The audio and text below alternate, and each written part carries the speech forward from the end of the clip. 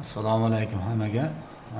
Mana bugun Namangan avtovokzalidagi avtosalonga vizitga keldim. Mana bloklari hech narsaga kirmay qotib ishlaydigan qo'yibdi. Biz buni Windows'ni yangilab nima qildik? Kompyuterlari o'zi kuchli ekan, mana blok. Core i5 ekan.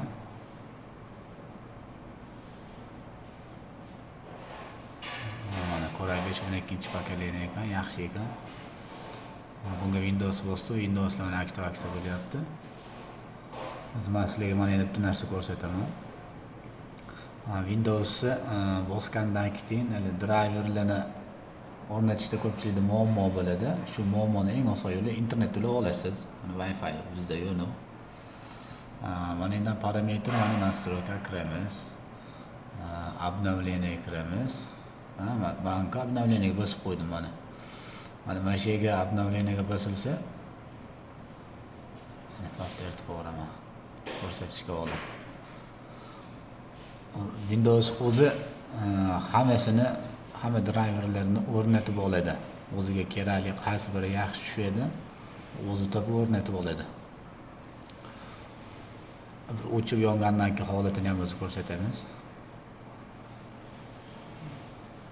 Ofis aktivatsiya ketdi. Hop, mana kompyuterimiz tayyor bo'ldi. Mana bitta o'chirib yoqib ko'ramiz. Mana o'chirib yoqib tekshirib ko'raylik. O'chdi. O'chishlari ham yaxshi.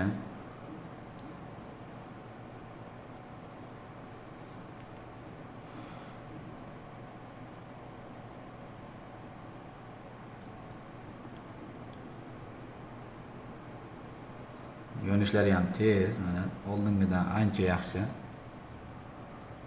Mana kishim avtozagruzkaga chiqib qolibdilar. Bunaqa yoqqaningizda kompyuteringizda mana shunaqa narsalar ekranga chiqib qolaveradigan bo'lsa, buni dispetcher zadachga kirasiz. Mana endi avtozagruzka bo'limi bor. Avtozagruzkada mana hop atklist qilib qo'ysangiz chiqmaydi. Hop, endi bu kishimni tayyor bo'ldilar. Tekshirib ko'ramiz, mana Excelga kirib ko'ramiz. Mana pastoch o'nda kutib o'tirilgani yo'q hech qanaqa. Mana Wordga ham kiramiz. Hammasi yaxshi. Ishlashlari zo'r. Buni operativka 8 ga agar mashina 16 qilib olinsa, umuman yaxshi bo'ladi yana ham. Hop, endi internetni tekshirib ko'ramiz.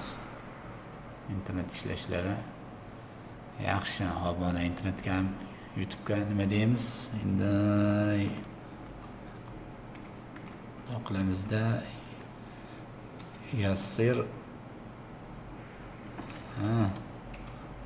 al-Dossari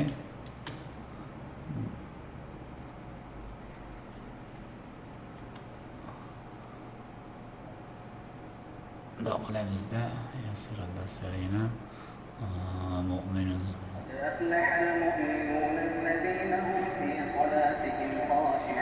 ovozlar chiqishi ham yaxshi ekan.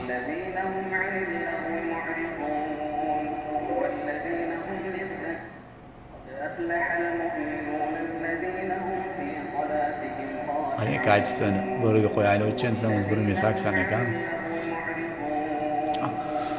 Xudo xolasa ishlashlari yaxshi.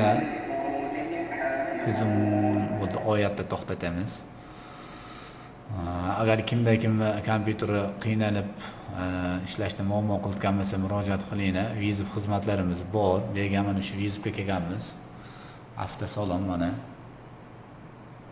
kamerasi bu. Borib chiroylab qilib beramiz. Printerlarni ustanovka qilib, nima muammosi bo'lsa hal qilamiz. Xudo xolasa. Xo'p, do'stlar, mana hozirgi joyimizda ikkinchi bo'limga keldim, mana ofislarga. Bunaqa muammo bo'lyapti. Buni qanday hal qilamiz? Buni o'chirib yoqitganda setupga kiramiz. Mana delete knopkasini bosib. Bu yerda mana boot menyu pastga tushib qolgan bo'ladi. Bu TVda turish kerak bu.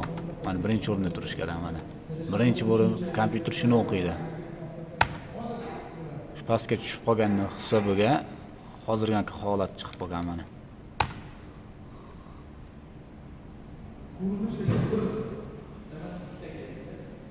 Ayonib ketdi.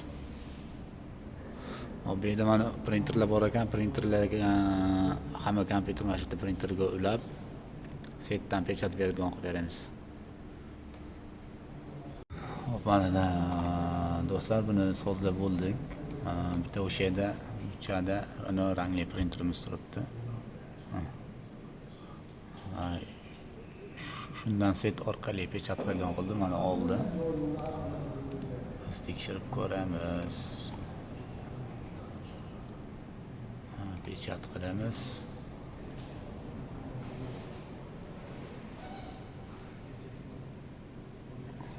Ket. Qani.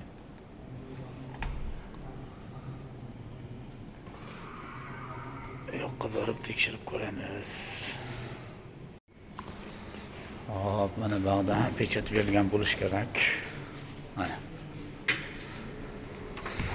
Pechat berilgan qog'ozi. Agar shunaqa xizmatlar kerak bo'lsa, murojaat qilaverasizlar. O'sha 3 ta kompyuterni bir dona printerga set orqali pechat qiladigan qilib beramiz. Set va internetning xizmatlar bo'lsa ham murojaat qilaverasizlar.